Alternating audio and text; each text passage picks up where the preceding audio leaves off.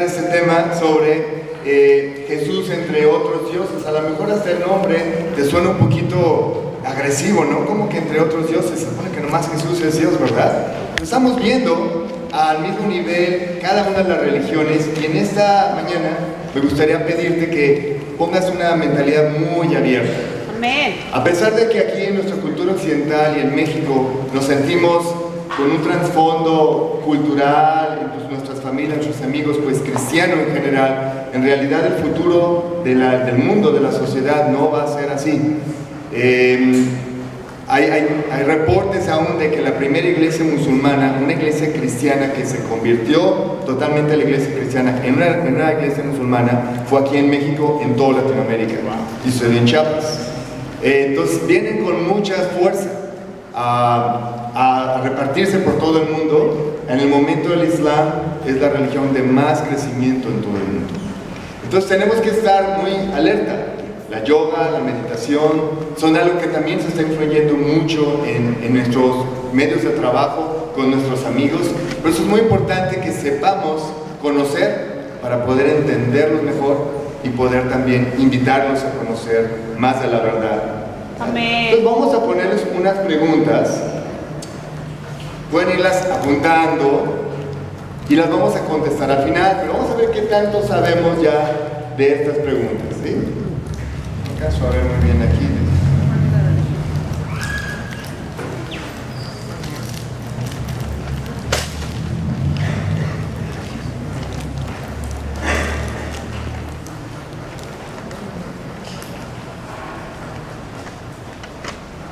Número 2.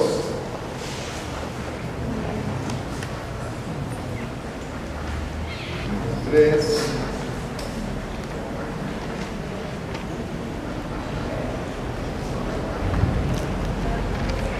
¿Cuál es la religión más antigua del mundo? ¿Alguien la sabe? ¿No? A ver, ¿sí? ¿El judaísmo? Muy bien, vamos a platicar un poquito más de eso, ¿sí? ¿Podemos decirla formalmente? Sí, definitivamente. ¿Cuál es el libro sagrado del Islam? Corán. Ah, muy bien. ¿De qué religión proviene el budismo? Soy muy claro, ahorita la vamos a ver más, no les quiero dar respuesta para que la busquemos. ¿Cuál es el dios principal en el hinduismo? Por ahí se escucha algo, ¿no? ¿Cómo dices?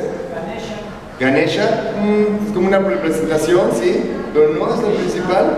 Krishna, la llaman también Krishna a Brahma, ¿sí?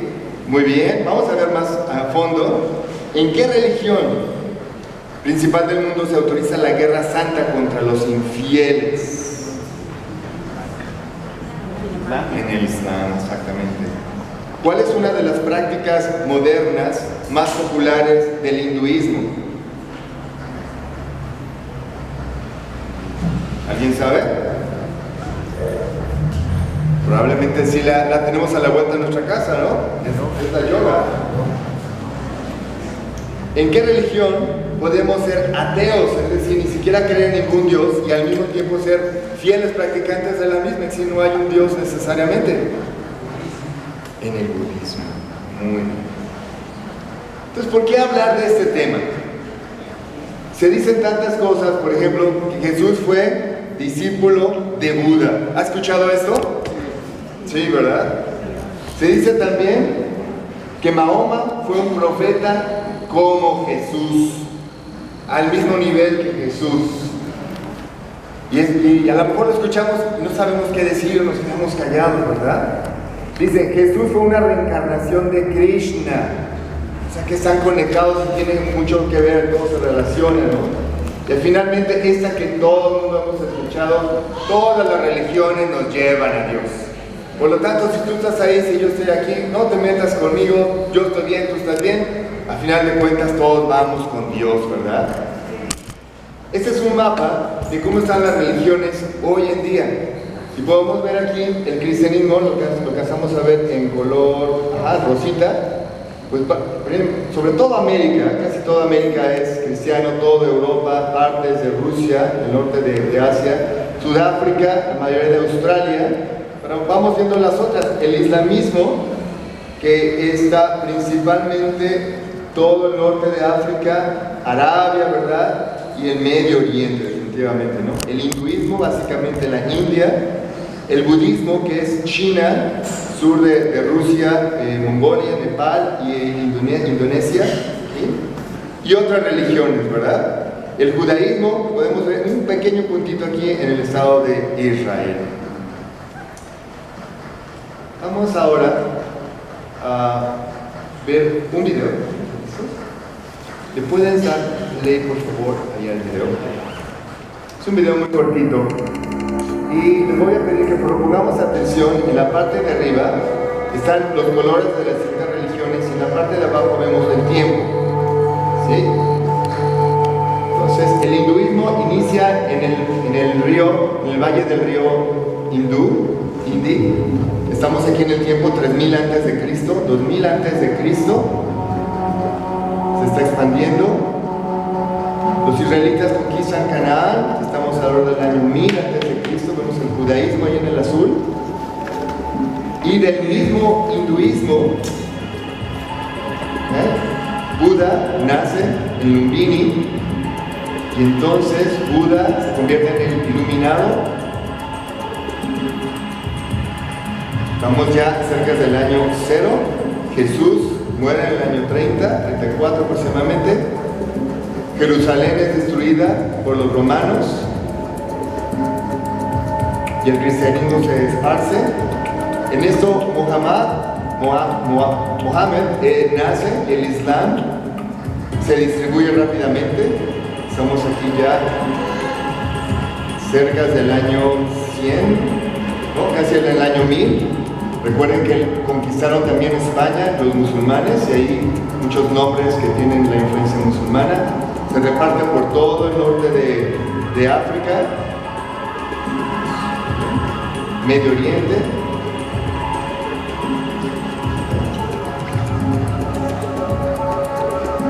Pero empieza la etapa del descubrimiento.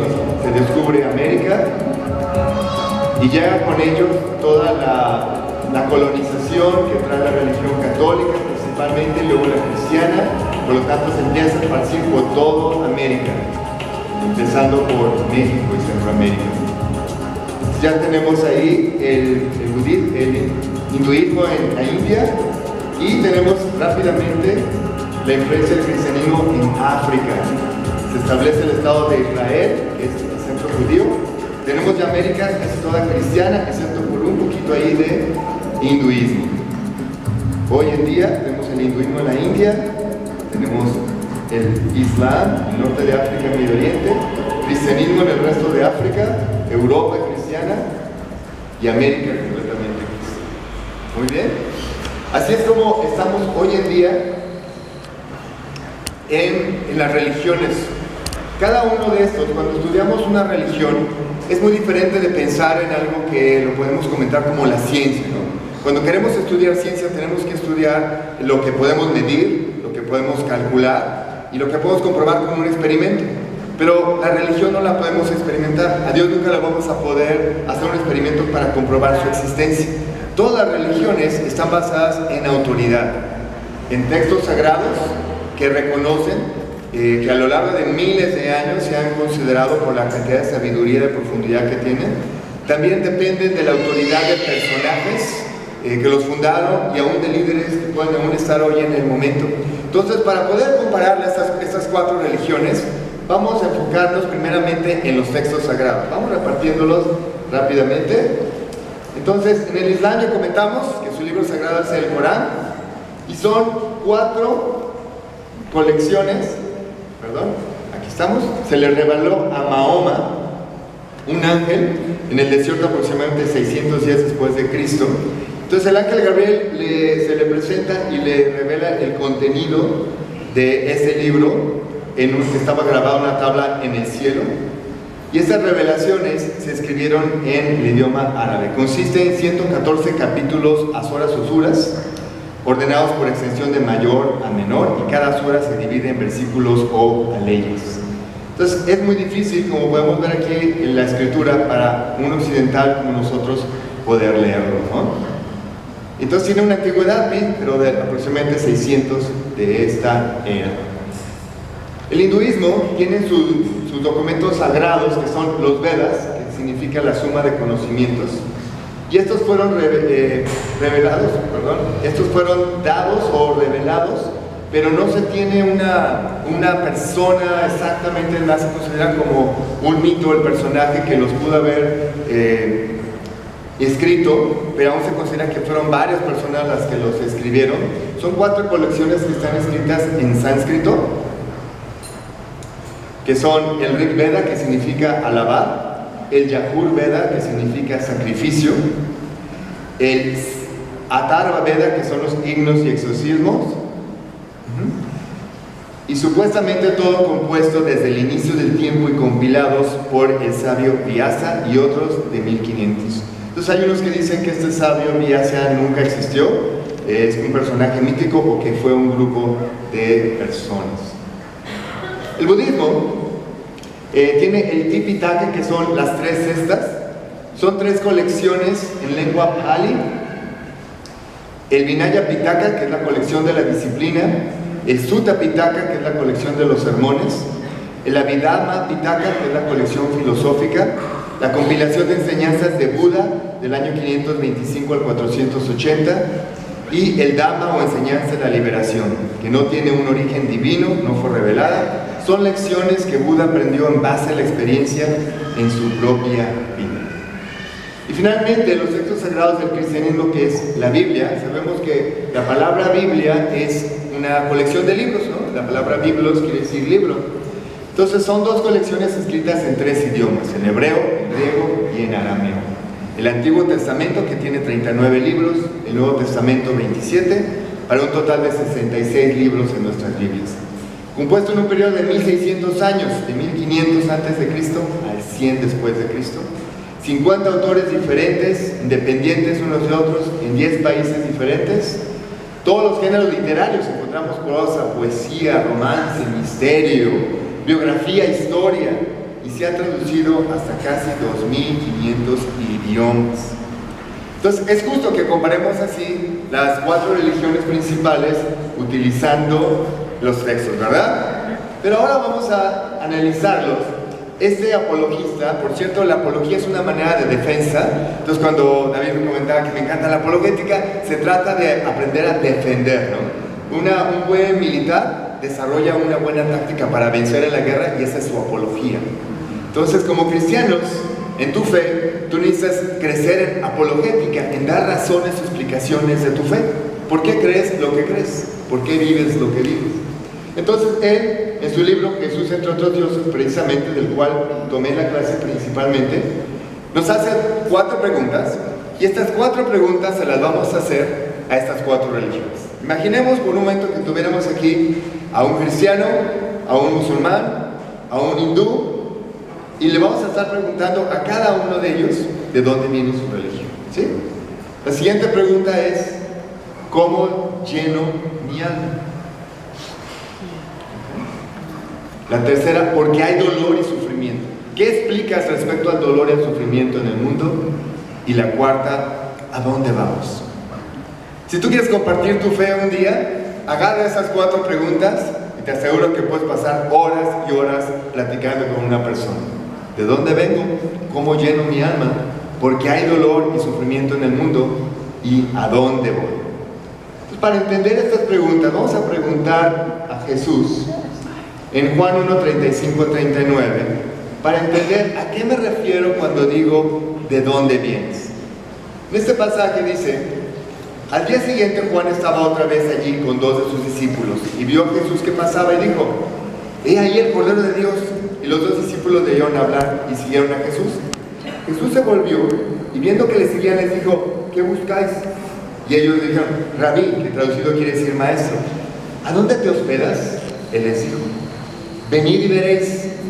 Entonces fueron y vieron dónde se hospedaba y se quedaron con él aquel día, porque era como la hora décima. Cuando decimos ¿de dónde vienes?, se pregunta a uno, es ¿dónde vives? Cuando te preguntan a ti ¿de dónde vienes?, ¿de dónde eres?, ¿qué contestas? Yo les dije que yo soy tapatío. Ajá. ¿no? Y a lo mejor ya identificar, mira la catedral y acá está el Palacio del Gobierno, pero ya es Bellas Artes, ¿no? Porque aquí hay de todo. Esta parece que es una plaza de toros, yo pensé que era el Coliseo Romano, pero no es en México. Entonces creo que es una plaza de toros y te identificas, ¿no? Ajá. Si a ti te preguntan de dónde vienes, ¿qué contestas? Ya. Piénsalo. Dices, soy de este pueblito de Oaxaca, soy de esta parte, de esta región de México, del Distrito Federal, mis papás son de aquí, de allá. Así contestamos, ¿no? Bueno, para Jesús, ellos querían conocerlo. ¿Y qué hicieron? Los llevó a su casa. Comieron con él. Vieron cómo estaba su cama, cómo era su mesa, ¿no? Dónde preparaba sus alimentos. O sea, llegaron a esa intimidad de saber más acerca de él, ¿no? Por lo tanto, preguntar de dónde venimos es, ¿de dónde te originaste? ¿De dónde están tus raíces? ¿Quién eres en verdad? ¿Ok? ¿Está claro? Entonces vamos a preguntarle a nuestra primera religión, que es el Islam, ¿de dónde vienes? Vamos a preguntarle a Mahoma. Mahoma, ¿de dónde vienes?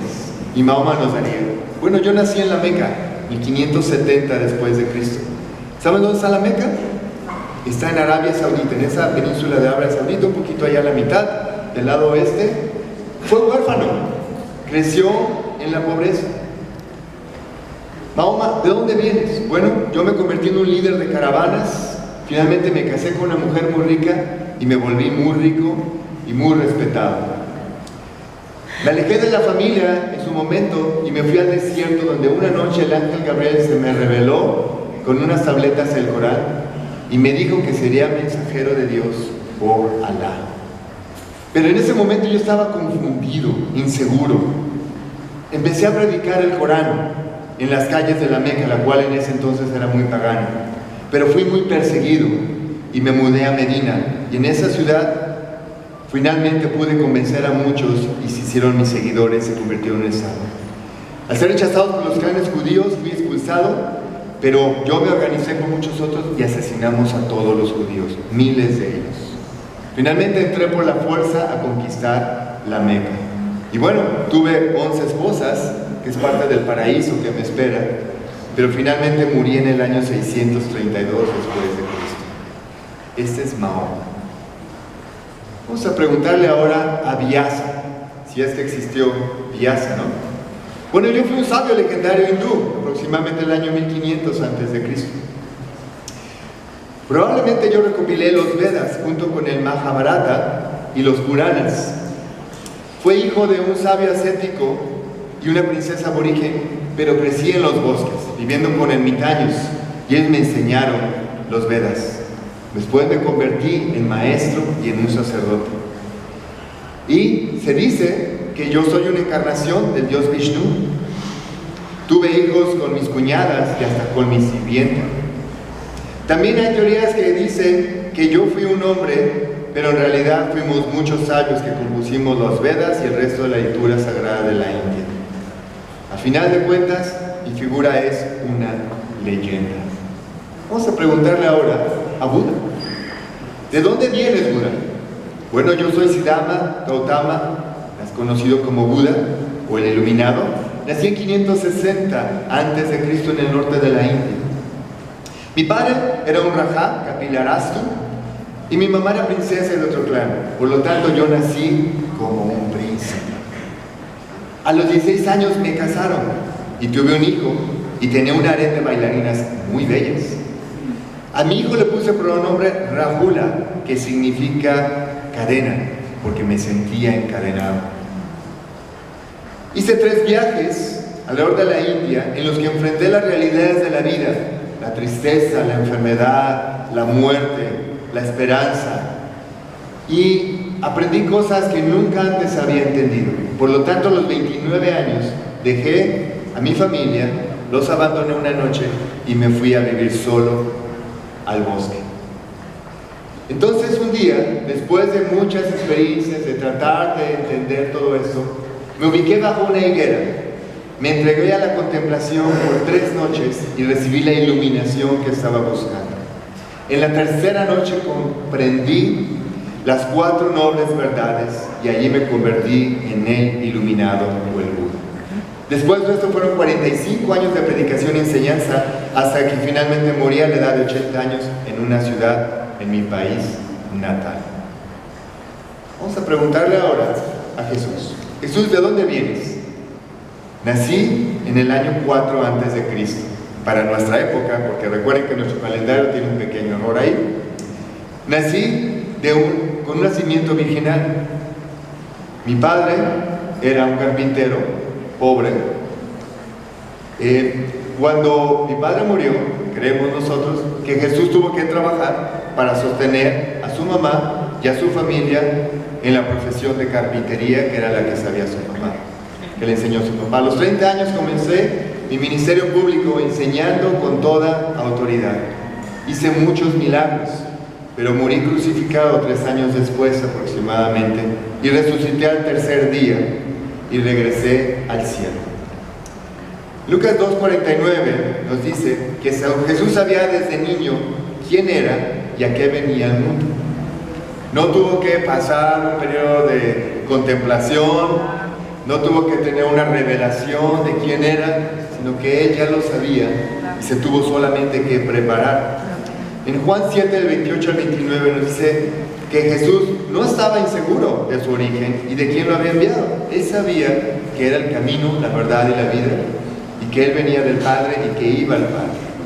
En Juan 8:46 nos dice también, podemos leerla por nuestra cuenta, Jesús nunca fue acusado, que fue acusado de mentiroso, inmoral o ladrón. En realidad él podría retar a cualquiera que le comprobara lo que le decían. Y no pudieron apresarlo hasta que alguien finalmente, a través de mentiras, pudieron convencer a las autoridades. ¿Bien? Entonces ya le contestamos, ellos le hicimos la pregunta y los 4 nos contestaron de dónde vienen. La siguiente pregunta entonces es, ¿cómo lleno mi alma? ¿Sabes? En mi vida personal, yo estaba estudiando en Estados Unidos, después de hacer mi carrera en Pensilvania, me fui a hacer una maestría a Carolina del Norte. Estaba en una universidad que se llama Duke, y estaba estudiando relacionado a la vida silvestre, al bosque, a cómo defender la naturaleza, ¿verdad? Pero era un momento en que yo ya tenía 23 años y me sentía muy preparado, sabía de mucho, pero decía, ¿y qué voy a hacer con todo eso que sé? ¿Cómo voy a encontrar a la esposa correcta? ¿Qué va a ser de mi vida? Y desde niño yo crecí buscando a Dios. Era católico, de hueso colorado, como decimos, ¿no? Toda mi familia. Yo fui al seminario salesiano. Estuve una semana viviendo como seminarista porque mi lucha era, ¿seré sacerdote? ¿Me deberé casar o no para dedicarme de lleno a Dios, ¿no? Finalmente no me quedé en el seminario, me fui a escuelas laicas. Pero siempre busqué, estaba en el coro, iba a retiros, aprendía todo lo que podía de la Biblia, ¿no? Pero estando en Estados Unidos, lejos de mi familia, de mi cultura, tuve que enfrentarme más a mí mismo. ¿A quién era yo realmente? Ya no tenía a mi mamá que me aconsejara, ya no tenía el ejemplo de mi papá, de mis abuelos, de mis tíos, ¿no? Sino era yo lo que yo quería decidir. Y entonces empecé a hacer muchas cosas que yo nunca pensé que iba a lograr hacer. A tener novias, a tener moralidad sexual, a desorientar mi vida por completo y decir, ¿a dónde voy? ¿Qué realmente me satisface profundamente? En la Biblia tenemos un pasaje muy similar en el que Jesús se encuentra con una mujer de Samaria, y esta mujer tenía muchas necesidades también en su vida. Le ofrece agua y Jesús pues la acepta, a pesar de que samaritanos y judíos no tenían relación entre ellos por su pasado. Y entonces Jesús le contesta, todo el que beba de esta agua volverá a tener sed, pero el que beba del agua que yo le daré no tendrá sed jamás, sino que el agua que yo le daré se convertirá en él en una fuente de agua que brota para vida eterna. La mujer le dijo, Señor, dame esa agua para que no tengas sed, ni vengas aquí a sacarla.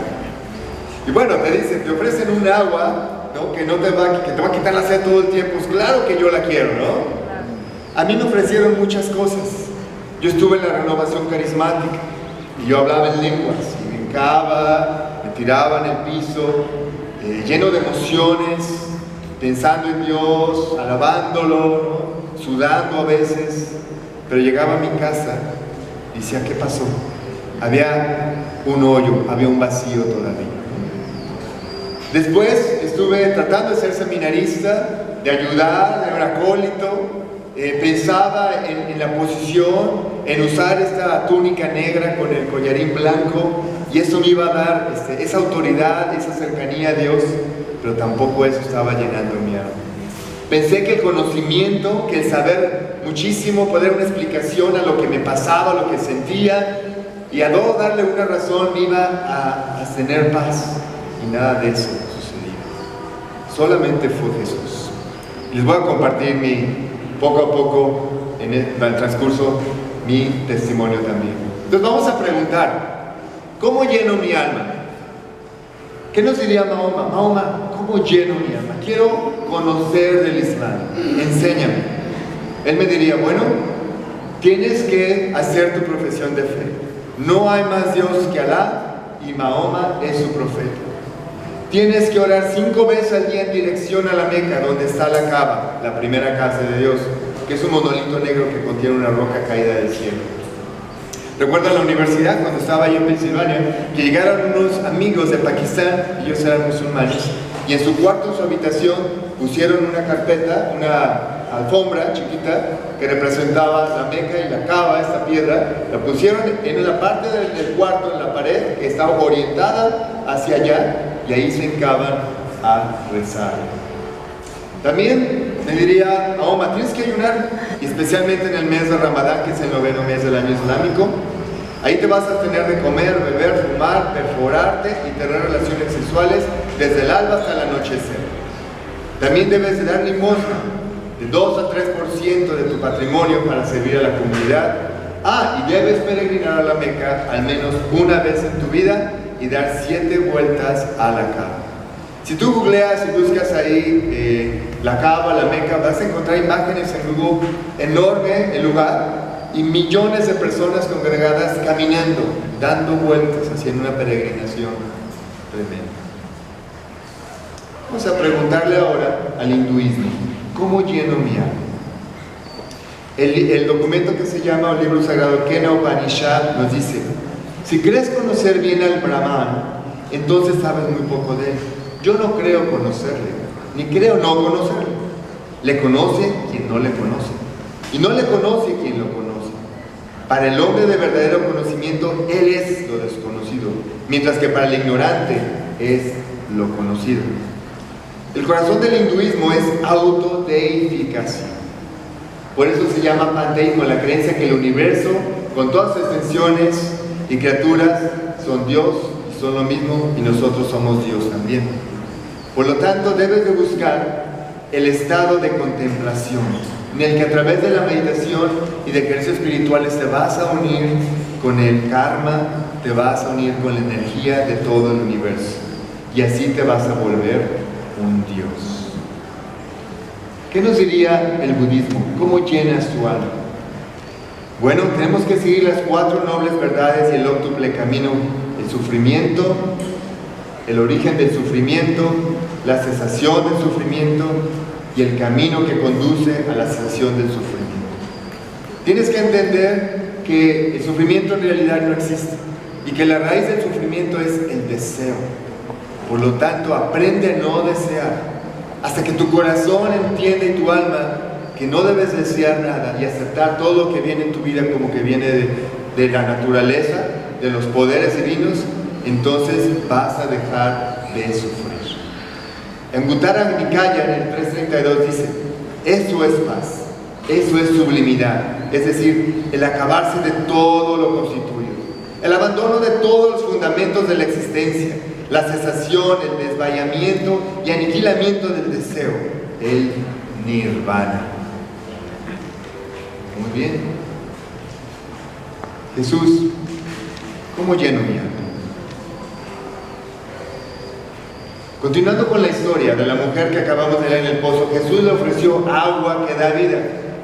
No tener jamás sed y una fuente inagotable de vida eterna. Vemos que la mujer no lo buscó, Jesús se lo ofreció. Para seguir a Jesús y llenar tu alma no tienes que encontrarle, caminar, darte golpes.